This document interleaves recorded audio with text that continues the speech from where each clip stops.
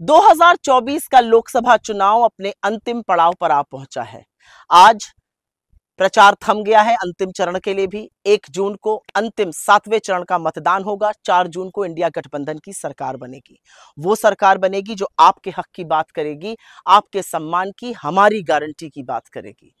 लेकिन मुझे कुछ बातें कहने में कोई संशय नहीं है। और इस पूरे चुनाव में 2 तरह के प्रचार, 2 तरह के वक्तव्य, 2 तरह का नैरेटिव देखा गया।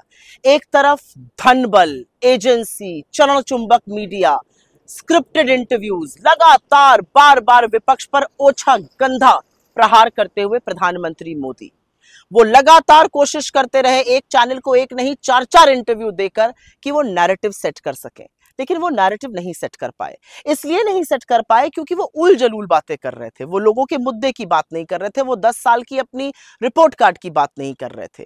वो मंगलसूत्र पर पहुंच गए, वो भैंस पर पहुंच गए। उन्होंने मुजरा को भी नहीं बख्शा। उन्होंने तो महात्मा गांधी को भी कटघरे में लाकर खड़ा कर दिया। तो कहीं ना कहीं मोदी जी बौखलाए हुए, घबराए हुए, हताश, निराश, एक वो तानाशाह नजर आए जिनकी सत्ता जा रही है और सत्ता के जाने का भय उनको बहुत सता रहा है। तो इस तरफ नरेंद्र मोदी थे जिन्होंने मर्यादा की, अपने पद की प्रतिष्ठा की, राजनीति में शुचिता की, हर सीमा को लांघा। उन्होंने क्या क्या बातें विपक्ष के लिए कही वो शायद मैं कैमरे पर बोल भी नहीं सकती हूं, लेकिन उन्होंने वो बातें चुनावी मंच से कही। मुजरे की बात, मंगलसूत्र की बात, भैंस की बात, लगातार झूठ बोला। और दूसरी तरफ इंडिया गठबंधन था, दूसरी तरफ राहुल गांधी थे। हमने भी ठान ली थी कि नरेंद्र मोदी कितना भी बरगलाएं, वो शहीदों को कितना भी अपमान करें, हम आपके मुद्दों पर डटे रहेंगे।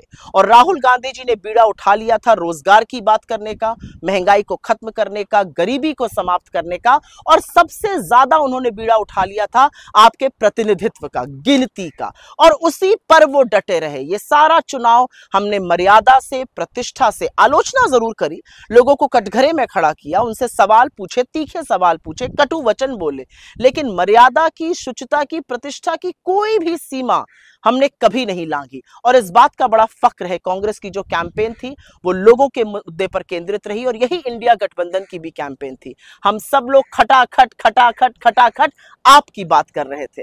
मुझे पूरा विश्वास है कि 4 जून को इंडिया गठबंधन की सरकार बनेगी। वो सरकार बनेगी जो एक आदमी के मन की बात से नहीं चलेगी, जो तमाम लोगों के जो आशाएं हैं, अपेक्षाएं हैं, महत्वाकांक्षाएं हैं, उनको प्रतिबिंब करेगी। मुझे पूरा विश्वास है कि 30 लाख सरकारी नौकरी, एमएसपी की कानूनी गारंटी, महिलाओं को मिलने वाला 8500 रुपए महीना, ये सारी चीजें जो एक मुर्दा पड़ी अर्थव्यवस्था को फिर से पुनर्जागृत कर देंगी, उस पर यह चुनाव हुआ है। लोग बहुत समझदार हैं, हिंदुस्तान की जनता बहुत समझदार है, और मुझे पूरा विश्वास है कि 4 जून को इंडिया गठबंधन की सरकार बनेगी और हम वो सारी गारंटी पूरी कर सकेंगे जिसका हमने आपसे वादा किया। लेकिन अभी के लिए जरूर कहना चाहती हूं, बड़ा फक्र है, बड़ा संतोष है, जो कैंपेन कांग्रेस पार्टी ने और इंडिया गठबंधन ने चलाई वो आपकी कैंपेन थी, आपकी आवाज थी, आपके मुद्दे थे।